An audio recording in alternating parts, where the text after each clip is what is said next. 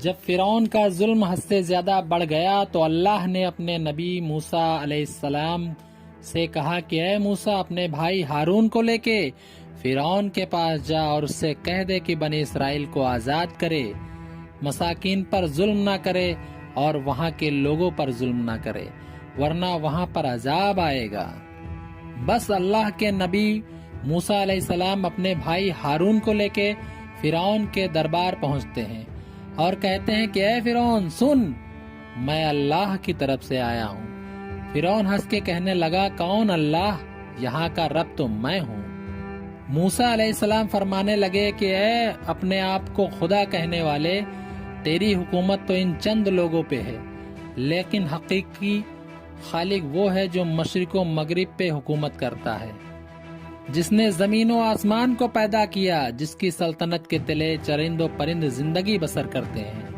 فرعون زور زور سے ہنسنے لگا اور کہنے لگا اے موسیٰ، کہیں تو دیوانہ تو نہیں ہو گیا؟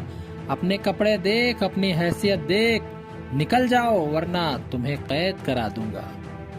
اللہ کے نبی موسیٰ علیہ السلام نے فرمایا اے فرعون، میں اللہ کی طرف سے کوئی نشانی لے کے آؤں تو تم بنی اسرائیل کو آزاد کر دو گے، ظلم کرنا ختم کر دو گے؟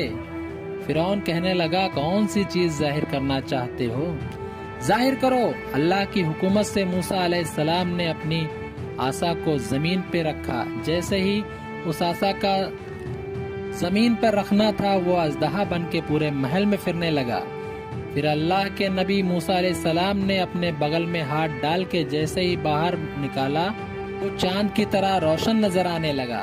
فرعون کے محل والے سب حیران ہو گئے۔ فرعون نے سوچا کہیں بغاوت نہ ہو جائے تو کہنے لگا اے موسیٰ، تو اس جادو کے زور سے میری سلطنت کو ختم کرنا چاہتا ہے، بنی اسرائیل کو آزاد کرانا چاہتا ہے۔ اے موسیٰ، یہ زمین جادوگروں کی زمین ہے، میرے پاس اس سے بھی بڑے جادوگر موجود ہیں، کیوں نہ ایک مقابلہ کرتے ہیں؟ تو اپنا جادو دکھا، ہم اپنا جادو دکھاتے ہیں۔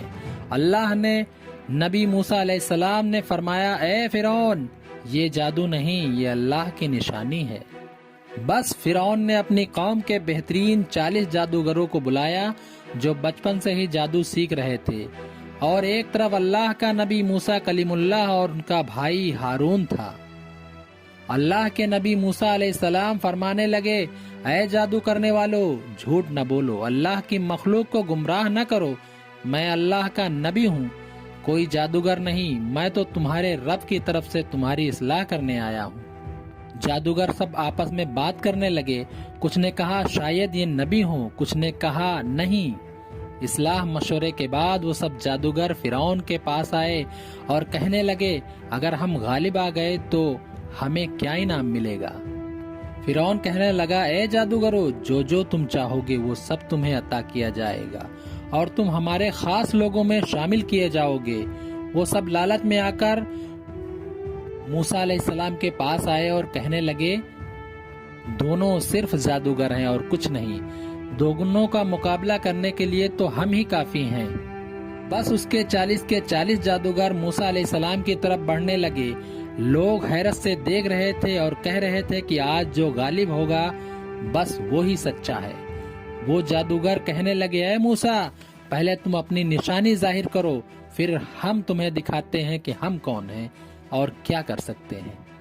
اللہ نے موسیٰ پر وحی نازل کی اور کہا کہ اے موسیٰ، پہلے ان کو اپنا جادو دکھانے دے۔ بس ان کے پاس جو لاٹھیاں اور رسیاں تھیں انہیں زمین پر پھینکی اور انسانوں کی آنکھوں پر جادو کر دیا۔ دیکھتے ہی دیکھتے انسانوں کو وہ سب سانپ نظر آنے لگے اور حرکت کرنے لگے۔ تمام لوگ ڈر کے پریشان ہو رہے تھے کہ اتنی دیر میں آوازیں غائب آئی، اے موسیٰ اپنی لاٹھی پھینک۔ جیسے ہی موسیٰ علیہ السلام نے اپنے عصا کو زمین پر پھینکا، وہ اژدہا بن کے ان جادوگروں کے تمام سانپ اور لاٹھیوں کو کھا گئے۔ سب لوگ دل ہی دل میں موسیٰ علیہ السلام کو نبی تسلیم کرنے لگے۔ جب یہ منظر جادوگروں نے دیکھا تو کہا کہ اے لوگو، یہ جادو نہیں، کیونکہ ہم تو جادو صرف انسانوں کی آنکھوں پر کرتے ہیں، لیکن یہ تو سچ ہے۔ اور وہ سب کے سب جادوگر موسیٰ علیہ السلام کے قدموں میں گر گئے اور تسلیم کرنے لگے کہ اللہ کے سوا کوئی معبود نہیں ہے۔ اے موسیٰ کلیم اللہ، آپ سچے ہیں اور یہی سچ ہے۔